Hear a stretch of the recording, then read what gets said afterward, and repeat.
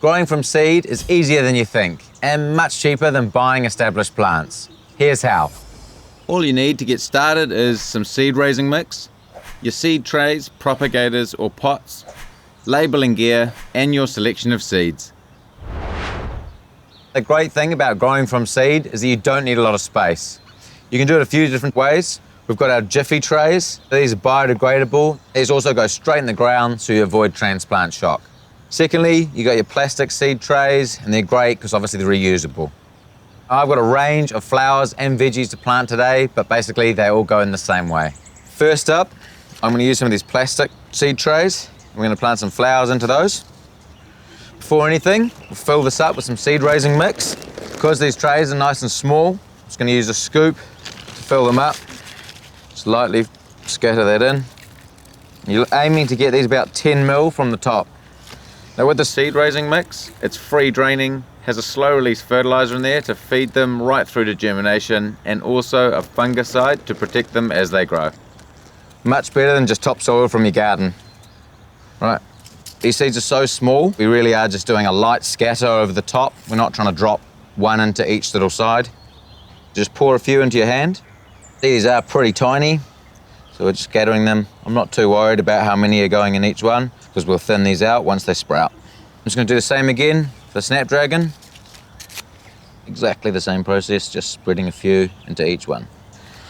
Right, now we're just using a little bit of our seed mix to top up these trays. We don't want to do this too deep, you just want to just cover those seeds. Now, it's a good idea to put in a couple of labels so you don't forget which one's which.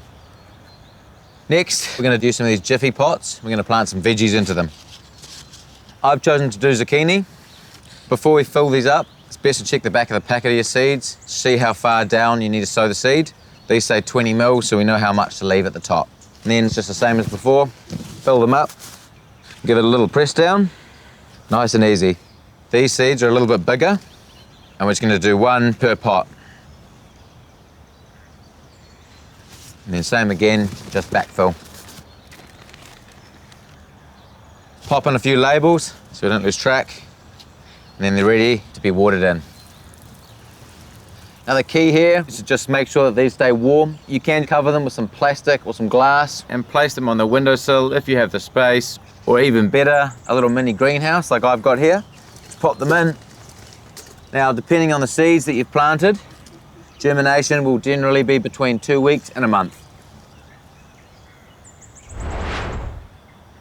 Right, so it's been about 3 weeks since we've sown our seeds. These are our flowers that have all come up, and this is a little vegetable plant. So we've got the cotyledon, which is the first stage of the leaf. These are really just a nutritional source for the seed, and they'll eventually fall off. Second stage is the true leaves, so these start to take the form of the actual plant. And when you see that, you know that they're ready to go into the ground. Now, because that's in a Jiffy pot, it's nice and easy to plant, literally just straight into the ground. Dig a little hole, and then pop it in. Make sure that it's right about the same level. These Jiffy pots are great because they'll just break down into the soil. Just literally backfill this, and that'll become a nice little veggie plant. Cool, so now we're going to move on to our flowers. The next process for these little guys is called pricking out, and that's where we're going to transplant them into here. As you can see, some of these haven't actually come up and turned into seedlings. Potentially those seeds were planted a little bit deep, but that's all right, there's lots more to choose from here.